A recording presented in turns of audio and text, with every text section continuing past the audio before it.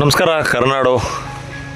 ಉಳುಮೆ ಮಾಡೋದ್ರಿಂದ ಇವತ್ತು ಎಷ್ಟು ಪ್ರಾಬ್ಲಮ್ ಆಗ್ತಿದೆ ಅಡಿಕೆ ತೋಟಗಳಿಗೆ, ಮತ್ತು ನೀರಿನ ಸಮಸ್ಯೆ ಎಷ್ಟು ಪ್ರಾಬ್ಲಮ್ ಆಗಿದೆ ಅನ್ನೋದನ್ನ ಕಂಪ್ಲೀಟ್ ಮಾಹಿತಿನ ನಿಮಗೆ ಹೇಳ್ತಾ ಹೋಗ್ತೀನಿ. ಯಾರೂ ಕೂಡ ಈ ವಿಡಿಯೋನ ಸ್ಲಿಪ್ ಮಾಡ್ದೇ ಕಂಪ್ಲೀಟಾಗಿ ವಿಡಿಯೋ ನೋಡಿ.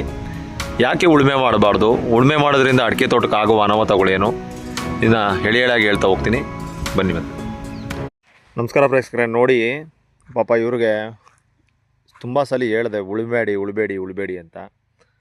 ಆದರೂ ಉಳುಮೆ ಮಾಡಿ ಇವಾಗ ನೀರು ಸರಿಯಾದ ರೀತಿಲಿ ಮಳೆ ಆಗ್ತಾಯಿಲ್ಲ. ಇವತ್ತು ಕಾಲಕ್ಕೆ ಸರಿಯಾಗಿ ಮಳೆ ಆಗ್ತಾಯಿಲ್ಲ. ಬಲರಾಮ್ ನೇಗ್ಲಲ್ಲಿ ಹಾಕ್ಕೊಂಡು ಬಗ್ಗಿಸ್ಬಿಟ್ಟು ಯಾವುದು ಗಿಡಗಳು ನೋಡಿ ಎಲ್ಲ ಅಡಿಕೆ ತೋಟ ಎಲ್ಲ ಉಳುಮೆ ಮಾಡೋದ್ರಿಂದ ಎಷ್ಟು ಅನಾಹುತಗಳಾಗುತ್ತೆ ಅಂದರೆ ಅಷ್ಟಿಷ್ಟಲ್ಲ. ಹೊರಗಡೆಯಿಂದ ಗೊಬ್ಬರಗಳು ತಂದು ಸುರಿದಿದ್ದಾರೆ. ದಯವಿಟ್ಟು ಅಡಿಕೆ ತೋಟಗಳನ್ನ ಉಳುಮೆ ಮಾಡಬೇಡಿ ಜಾಸ್ತಿನ. ಪ್ರಾರಂಭಿಕವಾಗಿ ಹಸಿರೆಲೆ ಗೊಬ್ಬರಗಳನ್ನ ಮಾಡಿಕೊಂಡು ಏಕದಳದಲ್ಲಿ ನೋಡಿ, ಇದು ಏಕದಳ ಅಡಿಕೆ ಬಂದು ಏಕದಳ ಆಗಿದೆ. ಬಾಳೆನೂ ಹಾಕ್ಕೊಂಡಿದ್ದಾರೆ, ಇದು ಏಕದಳ. ಸೊ ಇದ್ರ ಒಳಗಡೆಗೆ ದ್ವಿದಳಗಳು ಹಾಕ್ಕೊಂಡು ಮುಚ್ಚಿಗೆ ಮಾಡಿಕೊಂಡು ಅಡಿಕೆ ತೋಟ ಮಾಡಿದ್ರೆ ತುಂಬ ಚೆನ್ನಾಗಿ ಬರುತ್ತೆ. ಈ ಥರ ಉಳುಮೆ ಮಾಡೋದ್ರಿಂದ ಮಣ್ಣಿನ ಆರೋಗ್ಯನೂ ಹಾಳಾಗುತ್ತೆ. ಎರೆಹುಳಗಳೆಲ್ಲ ಸಿಗಲ್ಲ. ಎಷ್ಟು ಹಾನಿಕರ ಆಗುತ್ತೆ ಅಂದರೆ ಅದು ಏನೂ ಮಾಡೋಕ್ಕಾಗಲ್ಲ. ನೀವು ಇದ್ರ ಏಳ್ಸೋದ್ರೊಳಗೆ ಎಷ್ಟು ಖರ್ಚಾಗುತ್ತೆ ದುಡ್ಡು ಅಂದರೆ ಅದನ್ನು ಊಹೆನೂ ಮಾಡೋಕ್ಕಾಗಲ್ಲ, ಅಷ್ಟು ಖರ್ಚಾಗಿರುತ್ತೆ. ನೋಡಿ ನಮ್ಮ ತೋಟ ತೋರಿಸ್ತೀನಿ ಬನ್ನಿ ನಿಮಗೆ. ಉಳುಮೆ ಮಾಡಲ್ಲ ನಾನು, ಹೆಂಗಿದೆ ಅಂತ. ಇದು ನಮ್ಮ ತೋಟ, ಇಲ್ಲಿ ನೋಡ್ತಾ ಇರ್ಬೋದು. ಇದಾಗಲೇ ಇದು 4.5 5 ವರ್ಷದ ಮರಗಳು. ಸೊ ಉಳುಮೆ ಮಾಡಲ್ಲ ನಾವು, ಮೈಕ್ರೋ ಫ್ಲಿಂಕರ್ಸ್ಗಳು ಮಾಡಿಕೊಂಡಿದ್ದೀವಿ. ನೋಡ್ತಾ ಇರ್ಬೋದು ನೀವು. ಇದು ಮೈಕ್ರೋ ಫ್ಲಿಂಕರ್ಸ್ಗಳು, ಹೆಗಡೆ ಕಂಪ್ನಿಗಳು ಫ್ಲಿಂಕರ್ಗಳು ಹಾಕ್ಕೊಂಡಿರೋದು. ಇದು ಬಾರ್ಡ್ರಿಗೆ ಅಂದ್ಬಿಟ್ಟು ಲೋಕಲ್ ಬಟರ್ಫ್ಲೈ ಇದು ಹಾಕ್ಕೊಂಡಿದ್ದೀನಿ. ಸ್ವಲ್ಪ ನೀರು ಜಾಸ್ತಿ ಇಲ್ಲಿಗೆ ಬೇಕು ಅಂದ್ಬಿಟ್ಟು ಬಾರ್ಡ್ರಲ್ಲಿ ಸ್ವಲ್ಪ ಸೂರ್ಯನ ಶಾಖ ಜಾಸ್ತಿ ಇರೋದ್ರಿಂದ ಒಳಗಡೆಗೆಲ್ಲ ಕಡಿಮೆ ಡಿಸ್ಚಾರ್ಜ್ ಹಾಕ್ಕೊಂಡಿದ್ದೀವಿ. ಸೊ ಜೀವಾಮೃತ ತೊಟ್ಟಿ ಇಲ್ಲಿದೆ, ಇದರಲ್ಲೇ ಕೂಡ ಜೀವಾಮೃತನೂ ಬಂದ್ಬಿಡುತ್ತೆ. ಕೋಕೋ ಮತ್ತು ಬಾರ್ಡ್ರಲ್ಲೆಲ್ಲ ಹಣ್ಣಿನ ಗಿಡಗಳು ಹಾಕ್ಕೊಂಡಿದ್ದೀನಿ. ಹಳಸು, ಪಪ್ಪಾಯಿ, ರಾಮಫಲ, ಸೀತಾಫಲಗಳು ಇಲ್ಲೇ ಕಾಣ್ತಿದೆ. ಸೀತಾಫಲ, ಸೊ ಈ ಥರ ಎಲ್ಲ ಬಾರ್ಡ್ರಲ್ಲಿ ಹಾಕ್ಕೊಂಡಿದ್ದೀವಿ. ನಿಂಬೆಹಣ್ಣು ಗಿಡಗಳು ಹಾಕ್ಕೊಂಡಿದ್ದೀವಿ. ಸೊ ಇದು ಮುಚ್ಚಿಗೆ ಇದೆ, ನೋಡ್ತಾ ಇರ್ಬೋದು ಎಷ್ಟು ಚೆನ್ನಾಗಿ ಮುಚ್ಚಿಗೆ ಇದೆ. ಯಾವುದೇ ರೀತಿ ಗೊಬ್ಬರಗಳು ಹೊರಗಡೆ ತರಲ್ಲ. ಎಲ್ಲ ಗ್ಲಿಸಿಡಿಯಾಗಳು ಹಾಕ್ಕೊಂಡಿದ್ದೀವಿ ಬಾರ್ಡ್ರಲ್ಲಿ. ನೋಡ್ತಾ ಇರ್ಬೋದು ಏಕ ಇದೆ. ಒಂದು 400 300 250 250 ಗಿಡ 500 ಗಿಡ ಮಾಡಿಕೊಂಡಿದ್ದೀವಿ. ಕಡ್ದು ಎಲ್ಲನೂ ಹಾಕಿದೋ. ಸೊ ಎಲ್ಲ ಮುಚ್ಚಿಗೆ ಇದೆ. ಆಮೇಲೆ ನೀರು ಜಾಸ್ತಿ ಕೊಡಬೇಕಾಗಿರೋ ಅವಶ್ಯಕತೆ ಇಲ್ಲ. ಒಂದು ನೋಡಿ ಇಷ್ಟು ತೇವಾಂಶ ಇದೆ ಒಳಗಡೆ. ಲೈವಾಗಿ ತೋರಿಸ್ತಾ ಇರೋದು ನಿಮಗೆ. ಮಣ್ಣು ಇಲ್ಲಿ ನೋಡಿ ಮುದ್ದೆ ಮಾಡ್ಬೋದು. ಇದು 3.5-4 ದಿನ ಆಗಿದೆ ನೀರು ಕೊಟ್ಟು ಈಗಾಗಲೇ. ಅಂದರೆ 12 ಗಂಟೆಗೆ ನಮಗೆ 1 ಗಂಟೆ ಕರೆಂಟ್ ಆಗಿರೋದ್ರಿಂದ 3.5 ದಿನ ಆಗಿದೆ. ಯಾವ ಥರ ಮಣ್ಣಿದೆ ನೋಡಿ. ಯಾಕೆ ಉಳುಮೆ ಮಾಡಿ ಎಷ್ಟು ಇರುವೆಗಳು ನೋಡಿ, ಇಲ್ಲಿ ಇರುವೆಗಳೆಲ್ಲ ಎಷ್ಟು ಚೆನ್ನಾಗಿ ಕೆಲಸ ಮಾಡ್ತಿದೆ. ಉಳುಮೆ ಮಾಡೋದ್ರಿಂದ ಇವೆಲ್ಲ ಬದುಕುತ್ತವ, ನೀವೇ ಹೇಳಿ. ಸೊ ಎಷ್ಟು ಕ್ಲೈಮೇಟ್ ನೋಡಿ ಹೆಂಗಿದೆ, ಮಣ್ಣಿನ ಕ್ಲೈಮೇಟ್ ನೋಡಿ. ಎಷ್ಟು ಇರುವೆಗಳಿದೆ, ಗೆದ್ಲು ಇದೆ. ಗೊಬ್ಬರ ತಂದು ಹಾಕ್ತಿರಲ್ಲ ನೋಡಿ. ಸೊ ಎರೆಹುಳಗಳು ಸಂಖ್ಯೆ ಜಾಸ್ತಿ ಆಗುತ್ತೆ.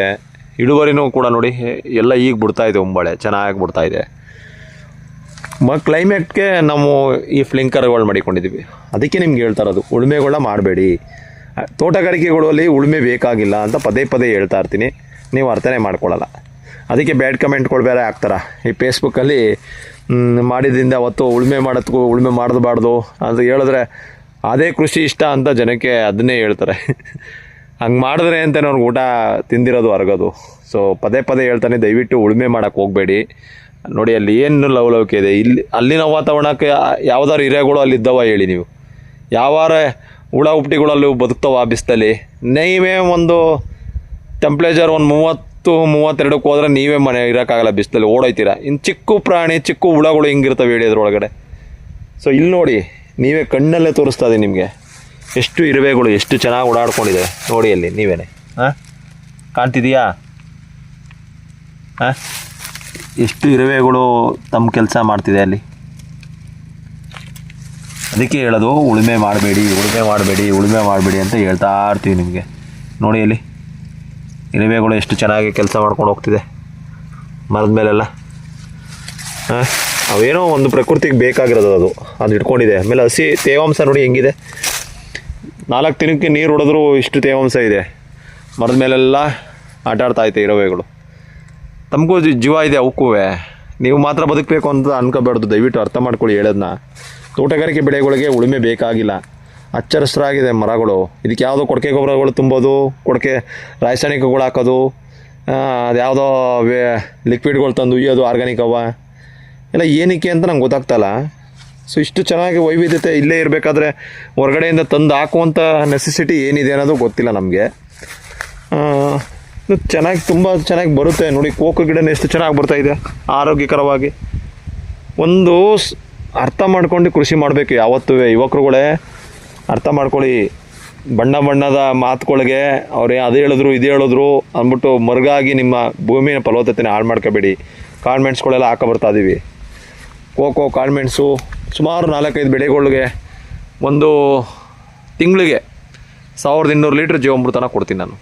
ಇದು ಬೋರ್ ಸಿಸ್ಟಮಲ್ಲೇ ಆಗುತ್ತೆ. ಸೊ ಇದಕ್ಕಿಂತ ಮುಂಚೆ ನಾವು ಕೈಲಿ ಉಯ್ತಿದ್ದೋ ನೋಡಿ, ಇಲ್ಲಿ ಡ್ರಮ್ಮಲ್ಲಿ ಮಾಡ್ಕೊಂಡು ಉಯ್ತಿದ್ದೋ. ಸಕ್ಸಸ್ ಆಯಿತು. 7 ಕ್ವಿಂಟಲ್ ಸಕ್ಸಸ್ ಆದಮೇಲೆ ಯಾಕೆ ಇದನ್ನು ಒಂದು ಉನ್ನತ ಮಟ್ಟಕ್ಕೆ ತಗೊಂಡು ಹೋಗ್ಬಾರ್ದು ಅಂತ ನಾವು ಇದನ್ನು ಕಂಪ್ಲೀಟಾಗಿ ದೊಡ್ಡದಾಗಿ ಮಾಡಿ ಇವಾಗ ನೀಟಾಗಿ ಇನ್ಸ್ಟಾಲ್ ಮಾಡಿ ಮೂಲೆ ಮೂಲೆಗೂ ಜೀವಾಮೃತ ಬೆಳಗ್ಗೆ ಮಾಡ್ಕೊಂಡಿದ್ದೀವಿ. ಇಷ್ಟು ಸುಲಭವಾದ ಕೃಷಿನ ನೀವು ಏನಂತ ಬಿಂಬಿಸಿದ್ದೀರಿ ಗೊತ್ತೀಯಾ? ಟ್ರ್ಯಾಕ್ಟ್ರಲ್ಲಿ ಉಳಬೇಕು, ಹಸಿರೆಲೆ ಗೊಬ್ಬರ ಮಣ್ಣಿಗೆ ಸೇರಿಸ್ಬೇಕು, ಇದೆಲ್ಲ ಬ್ರಷ್ ಕಟ್ರಲ್ಲಿ ಹೊಡೆದ್ರೆ ಸಾಕು ಸ್ವಾಮಿ. ಅಡಿಕೆ ಗಿಡದ ಟೈಮಲ್ಲಿ ಇದು ಹೊಡೋಕ್ಕಿಂತ ಮುಂಚೆ ಕಾಳು ಎಡ್ಸ್ಕೊಡಿ ಸಾಕು. ಯಾಕೆ ಅನಾವಶ್ಯಕವಾಗಿ ಕೃಷಿ ಮಾಡ್ತೀರಾ? ಏಕದಳದಲ್ಲಿ ದಿದ್ದಳ ಅನ್ನೋ ಕಾನ್ಸೆಪ್ಟಲ್ಲಿ ಕೆಲಸ ಮಾಡಿ. ಅಡಿಕೆ ತೋಟಕ್ಕೆ ಏಕದಳ ದಿದ್ದಳ ಅಂದಾಗ ಅಡಿಕೆ ಬಿಡೋದು ನೀವು ಸಹಜವಾಗಿ ಮಾಡಬೇಕು ಅಂದಾಗ ಇವತ್ತಿನ ಪ್ರಕ್ರಿಯೆಗಳಲ್ಲಿ ನೋಡಿ ಎಷ್ಟು ಚೆನ್ನಾಗಿ ಮುಚ್ಚಿಗೆ ಇದೆ. ಇಡೀ ತೋಟದಲ್ಲಿ ಅವರೆಗಳು ಹಾಕಿದೋ, ವೆಲ್ವೆಂಟ್ ಹಾಕಿದೋ, ತಡ್ನಿ ಹಾಕಿದೋ, ಸೆಣಬು ಹಾಕಿದೋ, ಎಲ್ಲಾದರೂ ಖಾಲಿ ಇದೆಯಾ? ಇದು ರೋಡು. ಈ ರೋಡಲ್ಲಿ ನಾವು ಜೀವಾಮೃತ ಮಾಡೋಕ್ಕೆ ಟಿಲ್ಲರ್ನಲ್ಲಿ ನೀವು ಹಳೆ ವಿಡಿಯೋಗಳೆಲ್ಲ ನೋಡಿದ್ರೆ ನೋಡ್ತಾ ಇರ್ಬೋದು. ನೋಡಿ ಎಷ್ಟು ಚೆನ್ನಾಗಿ ಇಳುವರಿ ಬಿಟ್ಟಿದೆ. 1 ಎಕರೆ ತೋಟ ಮಾಡಿದ್ದೀವಿ ನಾವು. ಸೊ ತಾಳ್ಮೆಯಿಂದ ಇದ್ದು ಕೃಷಿಲಿ ಗೆಲ್ಲಬೇಕು. ಯಾಕೆ ಹೊರಗಡೆಯಿಂದೆಲ್ಲ ರಾಸಾಯನಿಕ ತರೋದು, ಇತ್ತರದ್ದು ಮಾಡಿಕೊಂಡು ಯಾಕೆ ಹಾಳು ಮಾಡ್ಕೋತೀರಾ ಅಂತ ನಂಗೆ ಗೊತ್ತಾಗ್ತಾಯಿಲ್ಲ. ಮಧ್ಯದಲ್ಲಿ ರೋಡ್ ಮಾಡ್ಕೊಂಡಿದ್ದೀನಿ, ಇಲ್ಲಿ ಓಡಾಡ್ತೀನಿ, ಮುಚ್ಚಿಗೆ ಮಾಡಿಬಿಟ್ಟಿದ್ದೀವಿ. ಇಲ್ಲಿ ಖಾಲಿ ಬಿಡ್ಕೊಂಡಿದ್ದೀವಿ ಮಧ್ಯದಲ್ಲಿ. ಮೈಕ್ರೋ ಫ್ಲಿಂಕರಲ್ಲಿ ನೀರು ಕೊಡ್ಕೊಳ್ತೀವಿ. ಸೊ ಅಂತರ 16 ಹಾಕ್ಕೊಂಡಿದ್ದೀವಿ. ಯಾರಿಗಾದರೂ ಈ ಥರ ಪ್ಲ್ಯಾನ್ ಬೇಕಾದ್ರೆ ನನಗೆ ಫೋನ್ ಮಾಡಿ, ಖಂಡಿತ ಮಾಡಿಕೊಡೋಣ. ನಾನು ನೆನ್ನೆ ಕನಕಪುರಕ್ಕೆ ಹೋಗಿದ್ದೆ, ಒಬ್ಬ ರೈತರು ಮಾಡಿಕೊಟ್ಟು ಬಂದಿದ್ದೀವಿ. ಖುಷಿಪಟ್ಟರು ಅವರು ನೋಡಿ. ಇವತ್ತು ಕಡಿಮೆ ನೀರಿನಲ್ಲೂ ಕೂಡ ಅವ್ರ ತೋಟ ಮೇಂಟೈನ್ ಮಾಡ್ತಾಯಿದ್ದಾರೆ. ಯಾಕೆ ಈ ದಿಕ್ಕನ್ನು ತಪ್ಪಿಸ್ಕೋತೀರಾ? ಉಳುಮೆ ಯಾಕೆ ಮಾಡ್ತೀರಾ? ಉಳುಮೆ ಮಾಡೋದ್ರಿಂದ ಎಷ್ಟು ಅನಾಹುತ ಆಗುತ್ತೆ ಗೊತ್ತಾ? ಸೂಕ್ಷ್ಮಜೀವಿಗಳು ಸಾಯ್ತದೆ, ಬ್ಯಾಕ್ಟೀರಿಯಾಗಳು ಇರೋಲ್ಲ, ಎರೆಹುಳಗಳ ಸಂಖ್ಯೆ ಕಮ್ಮಿ ಆಗ್ತದೆ, ಹೊರಗಡೆಯಿಂದ ಗೊಬ್ಬರವನ್ನು ಆಕರ್ಷಣೆ ಮಾಡ್ತದೆ. ತಂದು ಸುರಿತಾ ಇರಬೇಕು. ಅವ್ರ ಹೆಂಡ್ತಿರ ಮಕ್ಕಳು ಚೆನ್ನಾಗಿಡ್ತೀರಾ ನೀವು. ಹೇಳೋದನ್ನ ಅರ್ಥ ಮಾಡ್ಕೊಂಡು ಕೃಷಿ ಮಾಡಿದ್ರೆ ಸುಭಾಷ್ ಪಾಳೇಕರ್ ಕೃಷಿ ಎಷ್ಟು ಮಹತ್ವವನ್ನು ತೋರಿಸ್ತಾ ಗೊತ್ತಾ? ಒಂದು ನಾಟಿ ಹಸು ಸಾಕೊಂಡ್ರೆ ಎಷ್ಟು ಮಹತ್ವವಿದೆ ಗೊತ್ತಾ? ಇಷ್ಟೆಲ್ಲ ಅನುಕೂಲ ಇದ್ದರೂ ಕೂಡ ನೀವು ಕೃಷಿಗೆ ಬರೋಕೆ ಅಳ್ತೀರಾ. ನೋಡಿ ಎಲ್ಲಿ ನಮ್ಮ ತೋಟನ, ಹಳೆ ತೋಟ ನೋಡಿ ಕಂಪ್ಲೀಟು ಹೆಂಗಿದೆ. ಎಲ್ಲ ಮುಚ್ಚಿಗೆ ಮಾಡಿದ್ದೀವಿ. ಕಾಳ್ಮೆಣ್ಸು ಗಿಡಗಳು ನೆಟ್ಟಿದ್ದೀವಿ ನೋಡಿ, ಇಲ್ಲಿ ಕಾಣ್ತದೆಯಾ?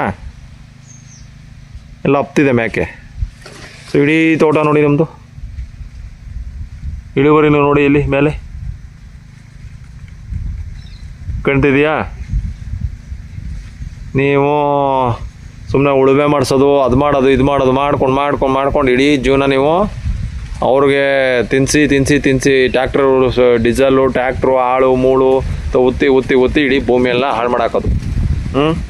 ಏನು ಹೊತ್ಕೊಂಡು ಹೋಗ್ತೀರಾ ಗೊತ್ತಿಲ್ಲ. ಸೊತ್ತ ಮೇಲೆ ಪ್ರಕೃತಿನ ಹಾಳು ಮಾಡ್ಬಿಟ್ಟು ಪ್ರಕೃತಿಲಿ ಕೊನೆಗೆ ನೋಡಿ ಸ್ವಾಮಿ ಕಮೆಂಟ್ ಹಾಕ್ತೀರಾ ಅಡಿಕೆ ತಿನ್ನಲ್ಲ. ಆಯಿತು, ನಾನು ಒಬ್ಬರು ಹಾಕಿದ್ರು ನೆನ್ನೆ, ನಮ್ಮ ಮಿಸ್ಸಸ್ ಒಂದು ವೀಡಿಯೋ ಮಾಡಿದಾಗ ಹಾಕಿದ್ರು, ಸ್ವಾಮಿ ಅಡಿಕೆ ತಿನ್ನೋಕ್ಕಾಯ್ಕಿಲ್ಲ, ಭತ್ತ ತಿನ್ನಬೇಕು, ಅಕ್ಕಿ ತಿನ್ನಬೇಕು. ಖಂಡಿತ ಸ್ವಾಮಿ, ನೀವು ಹೇಳಿದ್ರು 100% ಮಾತು ಸತ್ಯ. ಆದರೆ ಅಡಿಕೆ ತೋಟ ಮಾಡಿಬಿಟ್ಟಿದ್ದೀವಿ, ಹಂಗೆ ಅಂದ್ಬಿಟ್ಟು ಭೂಮಿ ಹಾಳು ಮಾಡ್ಕೊಳ್ಳೋದಾ? ರಾಸಾಯನಿಕ ಹಾಕೋದು, ಉಳುಮೆ ಮಾಡೋದು, ಭೂಮಿ ಹಾಳು ಮಾಡ್ಬಿಟ್ಟು ನಾಳೆ ದಿನ ಅಡಿಕೆ ರೈಟ್ ಬಿದ್ದೋದ್ರೆ ಅಟ್ಲೀಸ್ಟು ಭೂಮಿನ ಆರೋಗ್ಯವಾಗಿ ಇಟ್ಕೊಂಡಿರ್ತೀವಿ. ತೆಗೆದುಬಿಟ್ಟು ಏನು ಬೇಕಾದ್ರೂ ಬೆಳ್ಕೊಳಂಗಿರಬೇಕು, ATM ಥರ ಇರಬೇಕು ಭೂಮಿ. ಏನು ಹಾಕಿದ್ರು ಬರಬೇಕು ಅಲ್ಲಿ. ಅದು ಬಿಟ್ಬಿಟ್ಟು ಹೊರಗಡೆ ತಂದು ಹಾಕ್ಬಿಟ್ಟು ಬೆಳೆಯೋದಲ್ಲ. ಇನ್ನೊಬ್ರಿಗೆ ಯಾವತ್ತು ಅವಲಂಬಿತವಾಗಿ ಜೀವನ ಮಾಡ್ತೀವಿ ಅವತ್ತು ನಾವು ಮುಂದೆ ಬರೋಕ್ಕಾಗಲ್ಲ, ಅರ್ಥ ಮಾಡ್ಕೊಳ್ಳಿ. ಸೊ ಅದಕ್ಕೆ ಹೇಳ್ತಾ ಇದ್ದೀನಿ, ದಯವಿಟ್ಟು ಯಾರು ಉಳುಮೆ ಮಾಡೋದು, ಹೊರಗಡೆಯಿಂದ ಕೊಡಕೆ ಗೊಬ್ಬರಗಳು ತಂದು ತುಂಬೋದು, ರಾಸಾಯನಿಕಗಳು ಹಾಕೋದು ಎಲ್ಲ ಮಾಡೋಕ್ಕೆ ಹೋಗಬೇಡಿ.